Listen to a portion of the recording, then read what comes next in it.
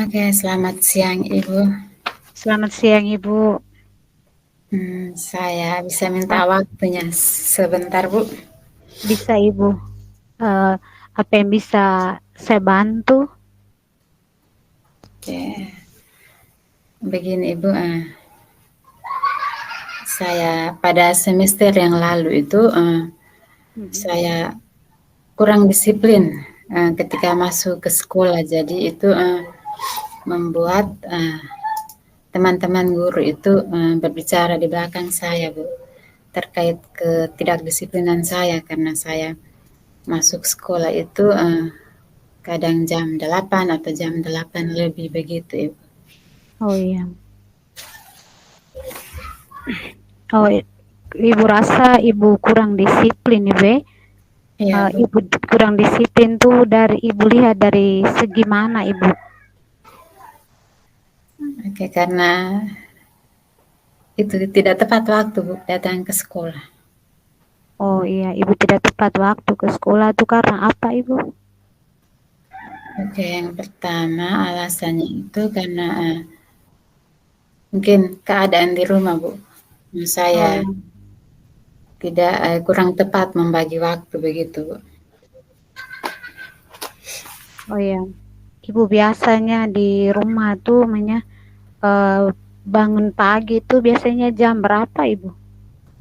Oke, saya biasanya kan bangun pagi jam 5, tapi pada semester lalu itu saya punya ada anak, tapi bukan bayi sih, hanya umurnya 4 tahun. Ketika saya bangun, dia juga ikut bangun, jadi membuat saya harus menggendongnya karena itu yang membuat pekerjaan rumah saya di pagi hari itu terbengkelai. Jadi saya kadang bisa bekerja itu 5:30 begitu baru saya bisa buat sarapan. Iya. Jadi itu membuat saya ke sekolah itu terlambat karena saya juga harus mengurus anak saya ke sekolah juga, Bu. Oh Anak. iya. Setelah melihat itu, Ibu selama apa tidak tepat waktu ke sekolah tuh di sekolah ada teman-teman guru ya maksudnya eh, mungkin tidak suka atau apa begitu? Nah, kalau untuk tidak sukanya itu mereka ekspresikan di belakang begitu, Bu. Oh, iya. Dan kadang Jadi mereka omong sindiran begitu. Nah, selamat siang begitu. Saya kan datang oh, pagi begitu, tapi mereka ucapnya selamat siang begitu. Jadi, iya. oke. Jadi datang pagi tapi disapa dengan selamat siang. Jadi ibu merasa agak tidak nyaman begitu karena tidak Iya, tepat waktu gitu. iya. Eh, Ibu kalau apa namanya? Tapi dari Senin sampai Sabtu tuh ada hari yang ibu datang tepat waktu tuh ada tidak? Atau setiap harinya terlambat begitu? Untuk ada hari ketika hari Senin itu saya berusaha untuk tepat waktu ke sekolah karena ikut apel pagi upacara bendera, dan hari Kamis itu kebetulan saya mendapat jadwal piket, dan teman saya yang kami dua piket ini dia tinggalnya di Larantuka, jadi mau tidak mau saya harus lebih dulu hadir ke Lebih sekolah dulu. untuk mengatur anak-anak, Bu. Oh iya ibu. Eh, Ibu kalau macam tadi kan ada 2 hari ibu yang ibu bisa tepat waktu.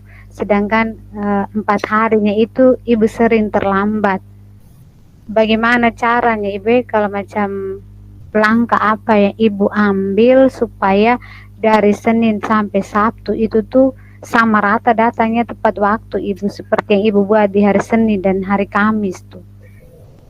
Oke, jadi untuk sekarang ini 2 hari ini yang semester baru ini saya sudah mencoba karena anak kedua saya ini juga sudah masuk TK, jadi kami bangunnya pagi-pagi semua. Dia juga sudah terbiasa karena pada waktu liburan ini kebetulan di gereja kami ini ada misa pagi.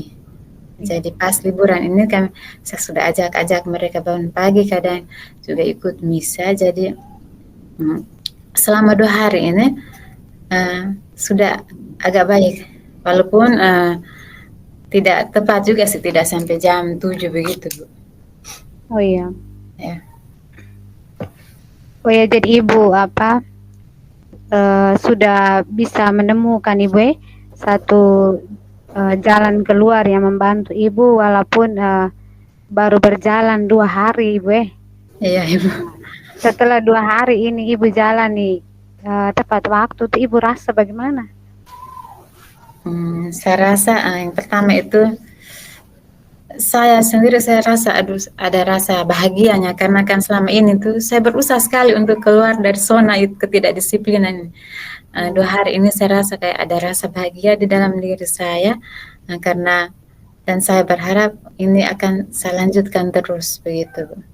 Iya, tetap semangat Ibu. Terus bagaimana ada tidak macam ada orang yang Ibu butuhkan ataukah yang bisa memberikan dukungan kepada Ibu supaya Ibu itu setiap hari bisa ke sekolah tepat waktu, bisa membagi waktu begitu untuk di rumah tangga, urus anak-anak dengan pekerjaan. Oke, orang yang saya butuhkan yang pertama itu suami saya, Ibu. Oh ya, Mungkin pagi harinya kami bisa berbagi peran. Ketika saya mengurus pekerjaan di dapur, beliau bisa membantu saya mengurus anak-anak. Yang kedua, kebetulan saya ini masih tinggal bersama mertua saya, Bu. iya, Jadi mertua saya ini juga guru. Anak saya yang anak pertama itu SD, dia masuk di sekolah yang di omanya itu. oh ya, Jadi itu salah satu untuk jalan saya supaya pagi harinya itu anak saya yang pertama itu sudah bisa ikut omanya, saya mengurus yang anak TK ini kan. Anak TK ini juga kan mut-mutan, Ibu. iya, Jadi kadang pada saat baik ya berjalan sesuai, tapi kalau tidak mood itu kan waktunya molor begitu, Ibu. Jadi oh saya iya, butuh kerjasama dari saya punya suami, dari uh, keluarga di sini, mungkin mertua dengan adik ipar saya begitu, Bu. oh iya. Jadi 2 hari ini namanya Ibu lihat situasi ada perbedaan tidak Ibu dari sebelum-sebelumnya dengan 2 hari yang Ibu sudah jalan ini nih. Oke, kalau untuk Banyak dengan sebelumnya, Ibu punya anak yang anak bayi tuh, anak yang anak TK tuh kan. oke. Sebelumnya itu kan saya bangun pagi, dia juga ikut bangun, jadi saya tuh malah saya akhirnya saya juga rebahan lagi. Nah itu yang buat saya juga kadang tuh sampai karena kita bangun lagi dan tidur lagi itu kan kadang bikin nyenyak lagi, Ibu. Jadi kadang tuh tiba-tiba sudah bangun jam 6 begitu. Jadi ya saya itu terbengkalai semua ya. Jadi mungkin saya tuh harus mulai dari diri saya dulu, Bu. Oh iya, Tanamkan Bapak bangun pagi harus disiplin begitu, Ibu. Mungkin anak cengeng juga ya mungkin kadang jangan terlalu mengikuti itu kemauan anak. Jadi mereka juga harus saya ajarkan disiplin dari sedini mungkin, Bu. oh iya. Oke Ibu, baik. Jadi Ibu tadi sudah buat komitmen Ibu dan harapan bagaimana supaya kedisiplinan diri dengan anak-anak itu bisa berjalan dengan baik Ibu sehingga hanya apa yang menjadi harapan Ibu itu bisa tercapai begitu. Ibu Ya, mungkin masih ada hal lain yang Ibu mau menceritakan atau masih Ibu rasa masih belum pas bisa diceritakan kembali. oke, untuk sementara saya rasa pas karena uh, pada akhirnya saya sudah bisa menemukan solusi dari permasalahan saya ini, Ibu. Jadi nanti ke depannya kalau mungkin saya mengalami hal yang sama lagi, nanti saya akan ceritakan lagi ke Ibu. Oh ya, Ibu Demikian. kira-kira Ibu punya target tuh berapa lama begitu ya? 1 bulan atau 1 minggu begitu untuk mengukur kedisiplinan tadi tuh Kak Ibu supaya Ibu melihat situasi supaya ada perbandingan antara di tahun ajaran sebelumnya dengan yang akan berjalan ini. Saya rasa saya butuh waktu 1 bulan, Ibu, untuk mengukurnya ini. Oh ya, jadi Ibu butuh waktu 1 bulan, Ibu ya? Iya, Bu. 1 bulan dengan ada tidak Ibu mau butuh dukungan dari orang lain? Saya butuh dukungan juga dari rekan-rekan sejawat saya di sekolah.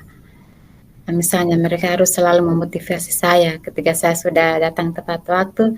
Saya juga butuh dukungan dari mereka agar selalu mengingatkan bahwa sudah seharusnya saya berada di rel ini, Bu. Oh ya, baik Ibu.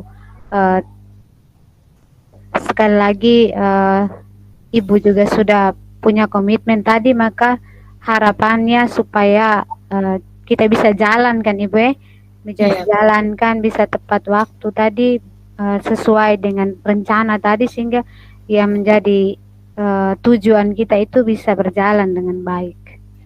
Ya, baik. Terima kasih, Ibu. Oke, terima kasih Ibu. Selamat siang. Ya, selamat siang, Bu. Sampai jumpa di pertemuan berikutnya. Oke, baik Ibu. Terima kasih. Terima Saya permisi, kasih. Bu. Selamat sore. Ya. Oke.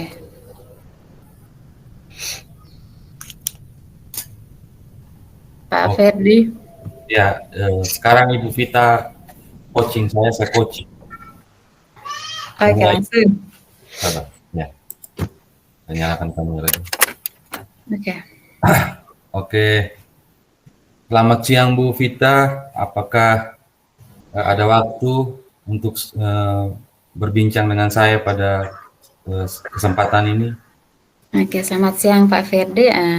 Ya, saya ada waktu. Silakan duduk Pak Ferdi. Oke, baik Ibu. Minta maaf mengganggu waktunya. Saya ingin berkonsultasi dengan Ibu Vita. Oke, baik. Mungkin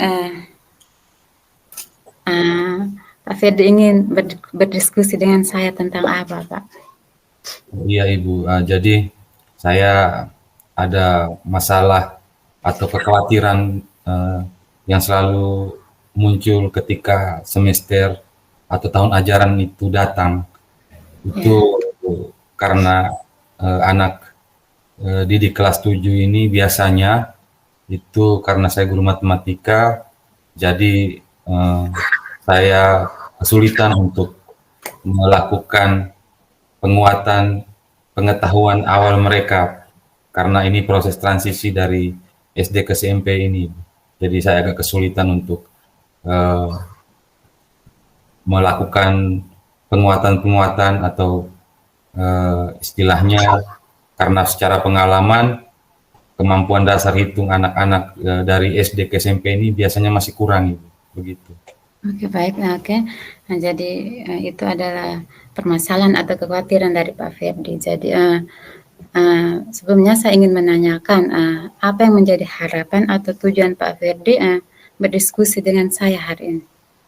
Iya Ibu, jadi hari ini saya datang ke Ibu dengan harapan bahwa saya bisa menemukan langkah atau solusi ke depannya untuk melakukan tindakan-tindakan yang bisa menghalau kekhawatiran saya ini.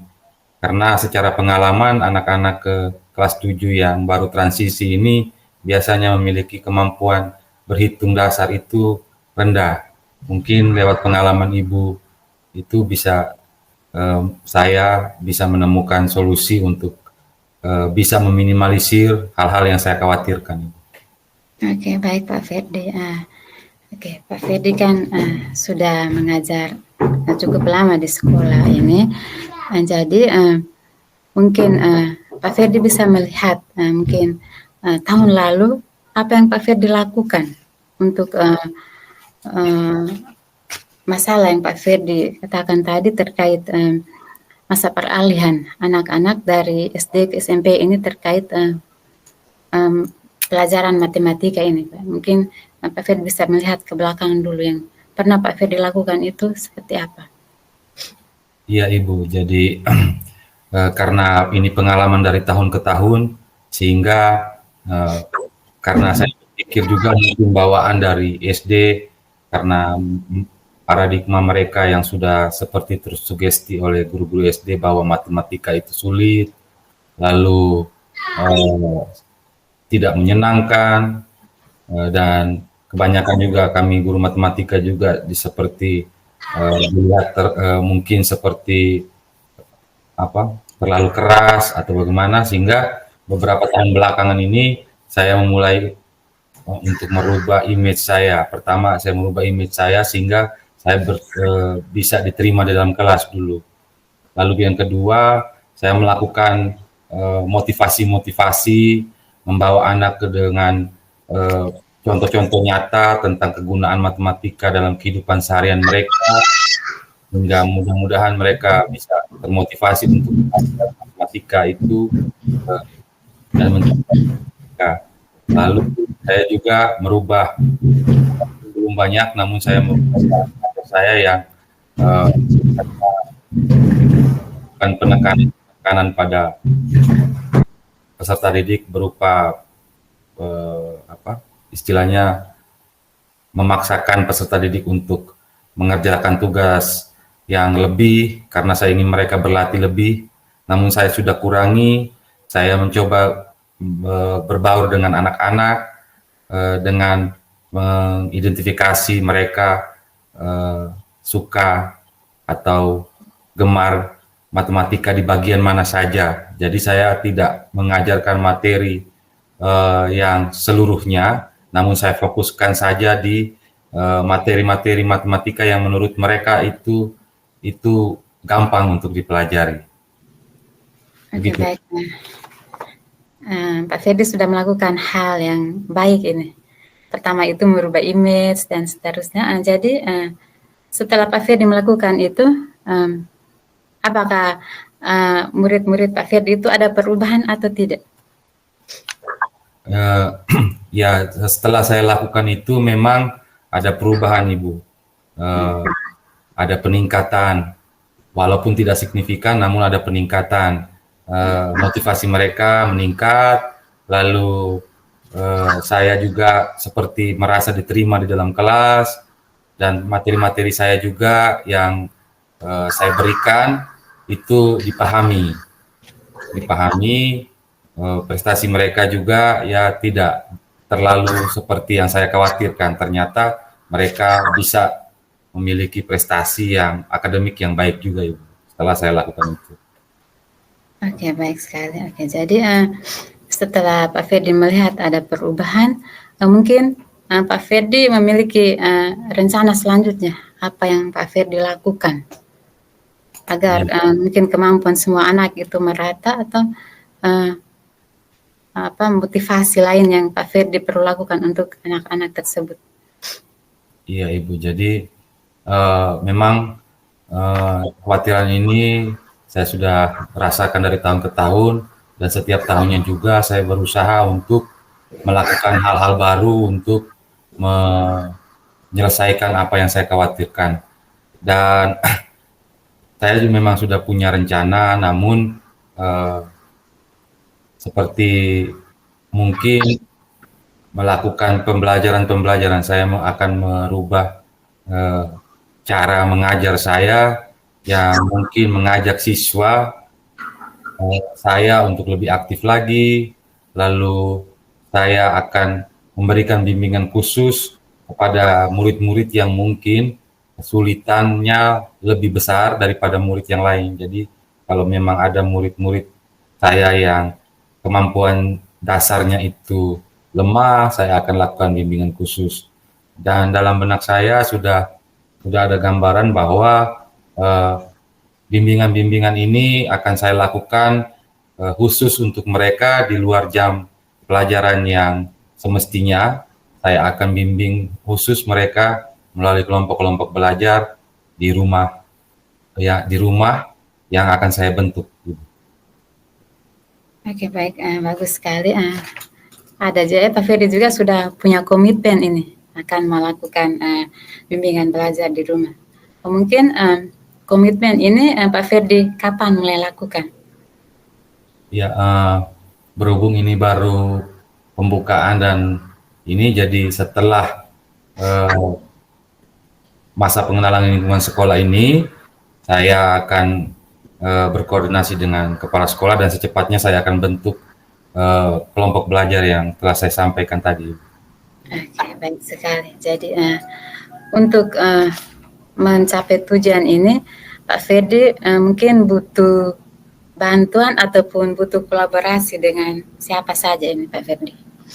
Ya, tentunya saya sangat membutuhkan dukungan karena untuk keberhasilan anak atau peserta didik saya tidak bisa lakukan sendiri, hingga saya berpikir bahwa saya akan selain dari kepala sekolah yang saya sebutkan sebelumnya, saya juga berpikir bahwa perlu peran penting dari wali kelas, sehingga bimbingan-bimbingan yang saya lakukan itu terpantau jelas oleh wali kelas, dan wali kelas ini pun bisa menjadi teman saya untuk saling kolaborasi untuk melakukan refleksi tentang apa yang telah saya rencanakan, saya lakukan.